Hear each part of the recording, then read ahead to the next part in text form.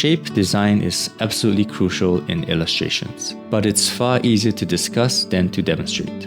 So beginners are often theory-rich and experience-poor. Furthermore, at an earlier point of learning, it can be more rewarding to learn about other fundamentals, such as rendering, anatomy, perspective, light and color.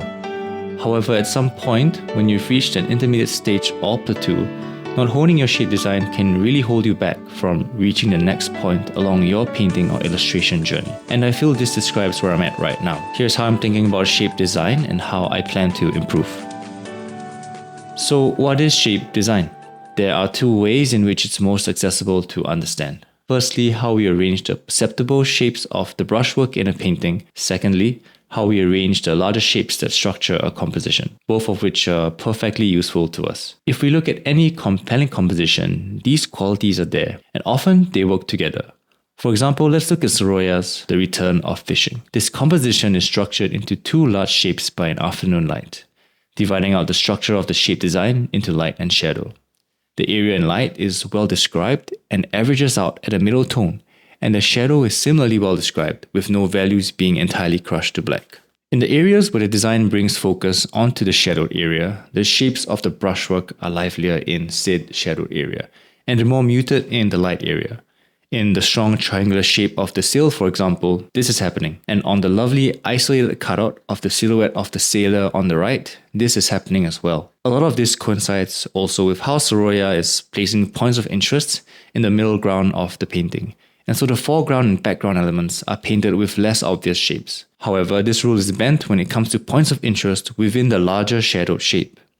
In the arrangement of sailors on the left, look closely at the in-between shapes, the nebulous parts that connect the large light shape of the composition with the large shadowed shape of the composition. This entire cluster of shadowed shapes and objects are at the same distance to our eyes. However, Sorolla carefully introduces more interest in the shape design of the brushwork, where he wants to draw interest, and leaves other parts vague. Because Sorolla is so good at realizing shapes in his brushwork, he can create mini focal points without adding any harsh contrast that would ruin the grand, simplified 1-2 structure of the painting at large. And this is how the two ways of shape design, which I discussed earlier, work hand in hand in any good painting.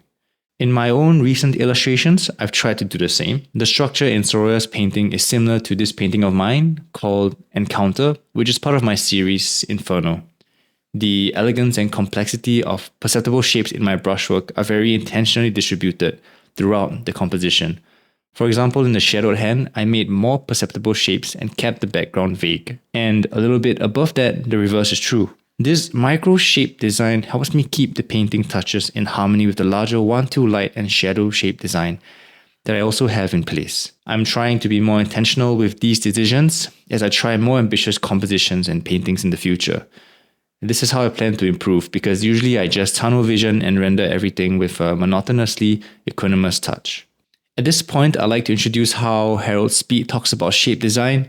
In his book, The Practice and Science of Drawing, he has an ambitious but holistic approach to the second way of applying shape design. He simplifies and calls this entire effort to structure compositions rhythm. He talks about how rhythm can be understood as unity, variety, and interest all working hand in hand. But I will save that for another video, and this is because I want to keep this video light, cookie-sized, and informative. If you enjoyed this, please subscribe and consider following me on Kara on Instagram, because that's where I post my art in picture form. And if you enjoy speed paints, I also have a few on this channel. Ciao ciao!